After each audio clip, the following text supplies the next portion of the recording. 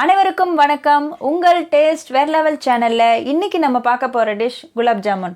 Taste வேற லெவல்ன்ற பேருக்கு ஏற்ற மாதிரியே இன்னைக்கு நம்மளோட டிஷ்ஷும் வேற லெவல்ல இருக்க போகுது. வாங்க பார்க்கலாம். தேவையான பொருட்களை இப்போ நீங்க பார்த்துக்கிட்டு இருக்கீங்க. வாங்க என்னன்னு நான் சொல்றேன்.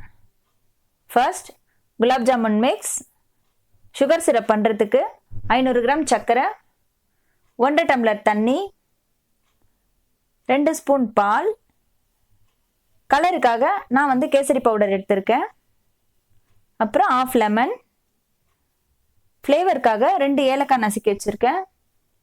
நெக்ஸ்ட் பொரிக்கிறதுக்கு நெய் அல்லது எண்ணெயை நீங்கள் எடுத்துக்கலாம். அடுத்தது மாவு எப்படி பிசைகிறதுன்னு பார்க்கலாம். மாவை இப்போது தண்ணி விட்டு பிசைய போகிறோம். மாவுக்கு தேவையான அளவு தண்ணி எடுத்துக்கிட்டு கொஞ்சம் கொஞ்சமாக, ரொம்ப ஊற்றிடாமல் 2 இல்லை 3 டேபிள் ஸ்பூன் அளவு தண்ணி இதுக்கு போதுமானதாக இருக்கும். ரொம்பவே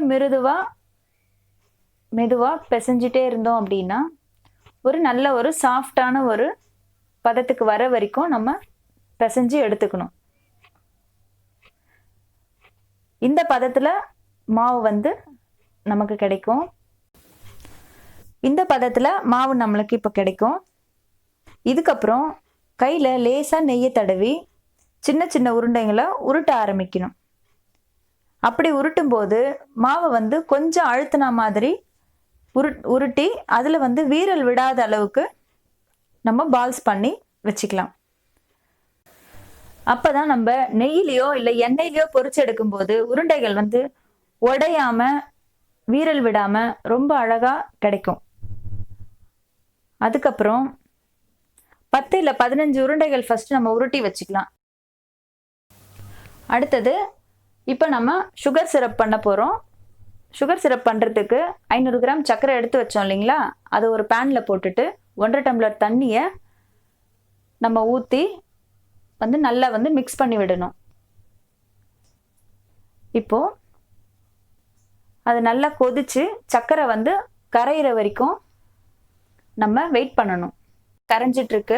நம்ம ஃப்ளேமை ஹையில் வச்சுட்டு கிளறி விட்டுட்டே இருக்கணும். சர்க்கரை கரைய ஆரம்பிக்கும். சர்க்கரை பாகு கம்பி பதம் வரணும் அப்படின்ற இதெல்லாம் கிடையாது. நார்மலாக சர்க்கரை கரைஞ்சி கொஞ்சம் நல்லா திக்னஸாக வந்தாலே போதுமானதாக இருக்கும். அதுக்கப்புறம் இந்த ப்ராசஸ் ரெடி ஆகிட்டு இருக்கும்போதே நம்ம உருண்டைகளை பொரிச்சு எடுக்கிறதுக்கு பக்கத்தில் ஒரு கடாய் ஒன்று வச்சுக்கலாம்.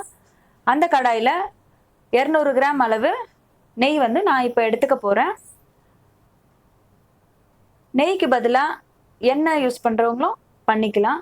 நெய்யில் ஏன் பொரிச்சு எடுக்கிறோம் அப்படின்னா, நம்ம ஹோட்டல்லலாம் சாப்பிட்ற குலோப் ஜாமுன் நல்ல ஒரு டேஸ்ட்டாக ஒரு ஃப்ளேவராக இருக்கும். அந்த மாதிரி ஒரு ஃப்ளேவரும் ஒரு டேஸ்ட்டும் கிடைக்கணும் அப்படின்னா நெய்யில் பொரிச்சு எடுத்தால் ரொம்பவே நல்லாயிருக்கும். நெய்யை கடாயை சிம்மில் வச்சுட்டு நெய் காயட்டோன்னு நம்ம வெயிட் பண்ணுவோம். அதுக்குள்ளே இந்த சக்கரை பாகில் ஏலக்காய் தூளை போடணும். அதுக்கப்புறம் கேசரி கலரையும் போடணும். போட்டுட்டு நல்லா மிக்ஸ் பண்ணி விடணும். ஏலக்காய் தூள் ஏன் நான் முன்னாடியே போட்டேன் அப்படின்னா, ஒரு சிலருக்கு ஏலக்காய் ஃப்ளேவர் பிடிக்காமல் இருக்கும். அது வாயில் கடிப்படும் போது பிடிக்காது. அதனால நம்ம இதை வடிகட்டி எடுத்துட்டோன்னா அது வந்துடும். அதுக்கப்புறம் நான் ரெண்டு ஸ்பூன் பால் எடுத்து வச்சேன். பால் எதுக்காக அப்படின்னா, சர்க்கரையில் இருக்கிற டஸ்ட்டை எடுக்கிறதுக்காக தான். சர்க்கரை பாகு கொதிச்சு வரும்போது இந்த 2 ஸ்பூன் பாலை நம்ம அதில் ஊற்றினோம் அப்படின்னா சர்க்கரையில் இருக்க டஸ்ட் எல்லாமே பொங்கி நுரையா வரும்.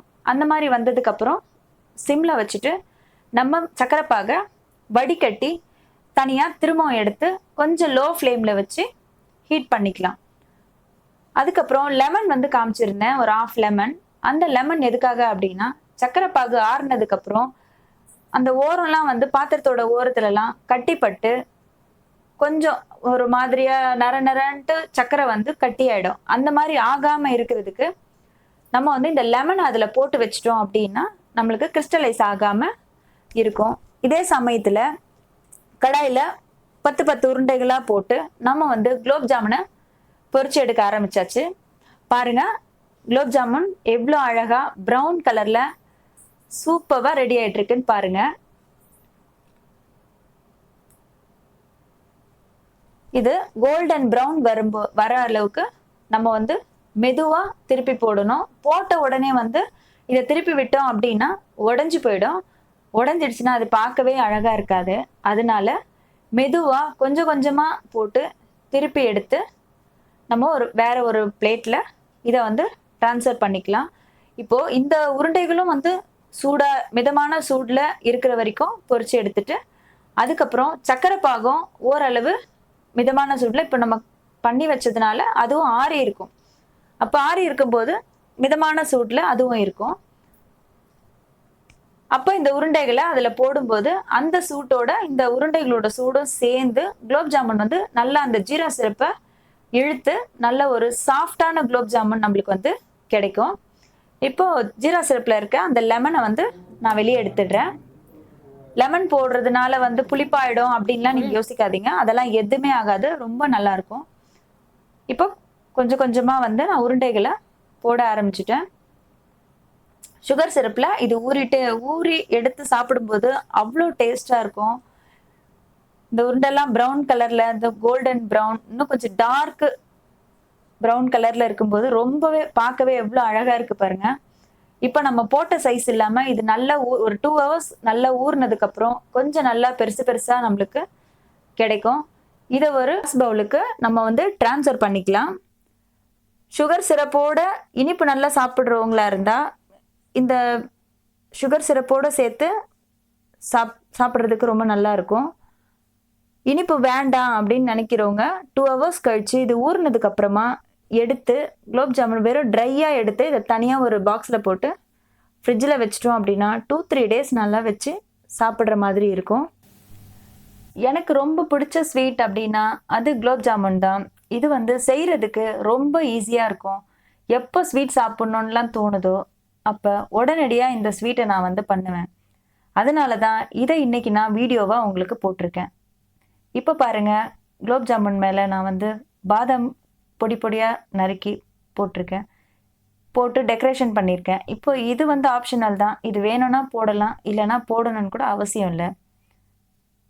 இப்போ பாருங்க, கலர்ஃபுல்லா சுவையான ஒரு டேஸ்டான குலோப் ஜாமுன் ரெடி ஆயிடுச்சு. இது நீங்களே பார்த்துட்டு இருக்கீங்க. கொஞ்ச நேரத்துக்கு அப்புறம் ஊறினதுக்கு அப்புறமா இப்போ வந்து நான் இதை கட் பண்ணி காமிக்க போறேன். எவ்வளோ அழகா சாஃப்டா கட் ஆகுதுன்னு பாருங்க. இந்த ஸ்வீட் உங்களுக்கு பிடிச்சிருந்ததுன்னா நீங்களும் வீட்டில் செஞ்சு பாருங்க. இந்த வீடியோ உங்களுக்கு பிடிச்சிருந்ததுன்னா லைக் பண்ணுங்க, ஷேர் பண்ணுங்க. நாங்கள் அடுத்த டிஷ் என்ன பண்ணணும்ன்றத கமெண்ட்ல சொல்லுங்க. மறக்காம டேஸ்ட் வேற லெவல் சேனலுக்கு சப்ஸ்கிரைப் பண்ணுங்க. தேங்க்யூ.